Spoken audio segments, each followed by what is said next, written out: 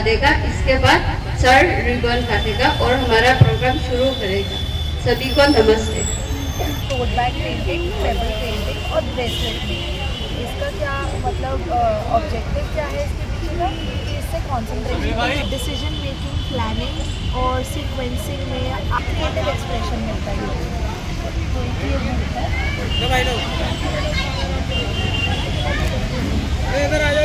ये है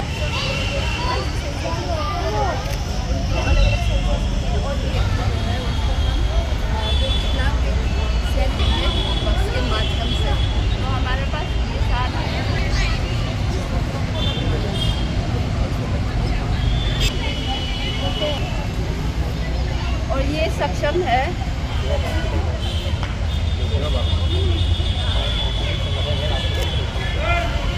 हमारे स्कूल में अभी 7 दिव्यांग सेवा हमारे दिव्यांग सेवा होता है और जैसे रिबन कटेगा आप सब तालियां बजा के स्वागत करें। तालियों की आवाज थोड़ी तेज होनी चाहिए।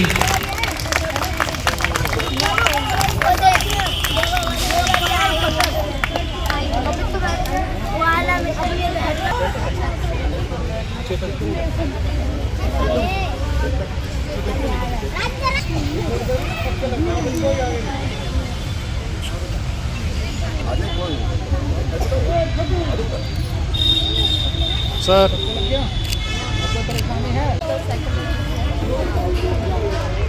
सर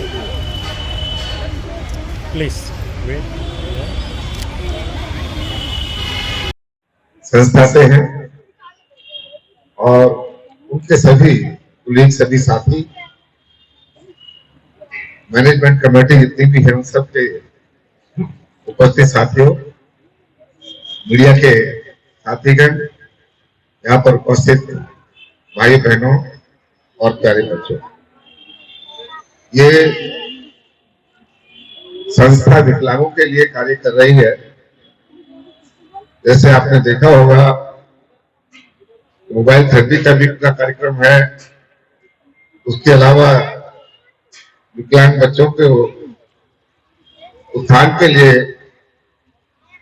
कई तरह की एक्टिविटीज यहाँ की जा रही है, सिखाई जाती है और उनको आगे बढ़ने के लिए रास्ता बताते हैं। मुझे बहुत अच्छा लगा कि मेरे क्षेत्र में अंश संस्था ने आकर के इतना अच्छा, इतना सुंदर प्रोग्राम किया। आपके साथ में जो सक्षम संस्था है उनके भी साथी हैं और कई एनजीओ मिलकर के इन्होंने काम किया है। एम्स के भी हमारे साथी यहाँ पर जो प्रोग्राम आप करते हैं वो भी हमारे साथ में है।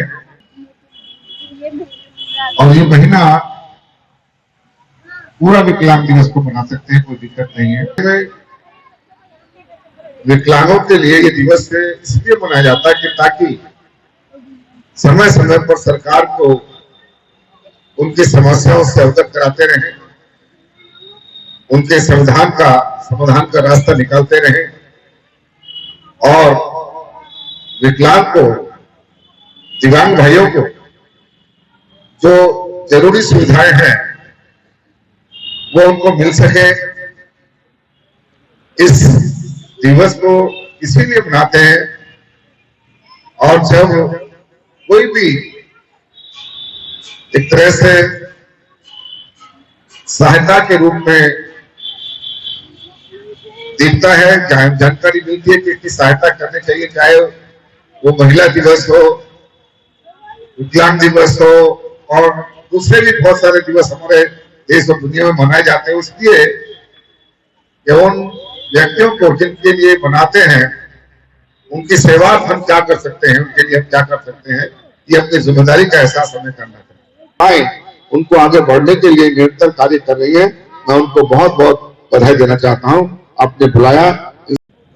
अंतर्राष्ट्रीय दिव्यांग दिवस मनाया जा रहा है और हम है इस समय सीमापुरी विधानसभा क्षेत्र के अंदर। स्थानीय विधायक वीर सिंह दिगान जी आए और इन्होंने शुभारंभ किया है। सर क्या कुछ कहना चाहेंगे इस? देखिए, संस्था द्वारा जो मनाया जाए कार्यक्रम बहुत सुंदर है। और मैं समझता हूँ कि हमारा देश जो है वो विकासशील देश है, विकसित नहीं है, आत्मनिर्भर नहीं, आत्मनिर्भरता की तरफ चल रहा है। तो ऐसे में जो एनजीओज है, संस्थाएं हैं, सामाजिक संस्थाएं हैं, उनका योगदान बेहद जरूरी है। उनके योगदान से हमारा देश आगे बढ़ रहा है, क्योंकि वो लोग विभिन्न तरह की समस्याओं को इकट्ठा करके या उनका जैसे समीक्षा करके और सरकार तक उनकी बात पहुंचाते हैं, और सरकार फिर उनके लिए कुछ ना कुछ करती है। वो सब बहुत बड़ी सेवा है। तो मैं समझता हूँ कि संस्था के द्वारा जो कार्यक्रम किया जा रहा है वो बहुत अच्छा कार्य है। और दिव्यांग जो बेचारे सॉरी मेरे शब्द निकल गया, बेचारा नहीं कहना चाहिए, जिन लोगों को हमारी सहायता की, सहानुभूति की और हमारे जो कर्तव्य की हमारी जो जरूरत है हमारी, उसको हमें वहाँ करना चाहिए। उनके लिए उनकी समस्याओं का समाधान क्या हो सकता है उस पर हमें सोचना चाहिए, उस पर हमें काम करना चाहिए। वो ये संस्थाएं कर रही हैं, तो मैं इनका बहुत धन्यवाद करता हूँ और आशा करता हूँ कि भविष्य में भी इस तरह का ये अपना कार्यक्रम करते रहेंगे। और देश में जो हमारे दिव्यांग हैं, भाई बहन बहुत सारे हैं जो बहुत तरह से बहुत सारे कार्य करने में हम लोगों की तरह से समर्थ नहीं होते हैं, लेकिन उनको कला सिखाना, उनको एक तरह से तैयार करना, आत्मनिर्भर बनाने की, वो किसी पर निर्भर ना रहे, ऐसे काम सिखा करके उनको एनजीओ उनको इस तरह से सक्षम बनाती है। उनका बहुत धन्यवाद।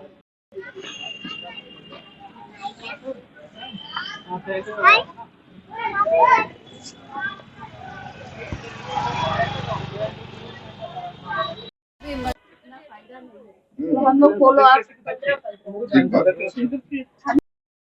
हंस फाउंडेशन के द्वारा ये कार्यक्रम आयोजित किया गया। मैम क्या कुछ कहना चाहेंगे आज जो हम ये कार्यक्रम? ये स्पेशली हमारा प्रोग्राम ये फोकस कर रहा है कि हम लोग जो विकलांग है और जो गैर विकलांग है उसको दोनों साथ में सोसाइटी में, समाज में कैसे एक साथ हम इसको आगे बढ़ने के लिए, विकसित भारत बनाने के लिए ये प्रोग्राम है।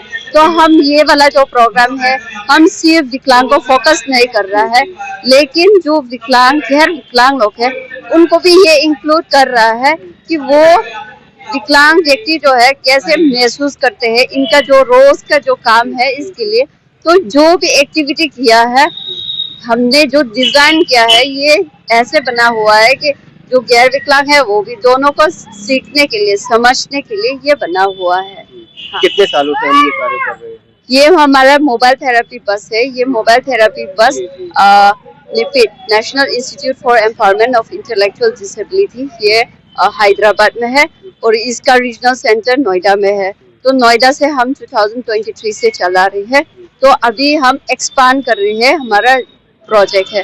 तो अभी नोएडा में मिला के पैन इंडिया लेने का? पैन इंडिया नहीं है, अभी फिलहाल हम गोवा में चला रही है, हैदराबाद में चला रही है, दिल्ली एनसीआर, ताकि ये गाजियाबाद हो गया, नोएडा हो गया, फरीदाबाद, गुड़गांव है और दिल्ली, वहीं पे चला रही है ये मोबाइल थेरेपी बस।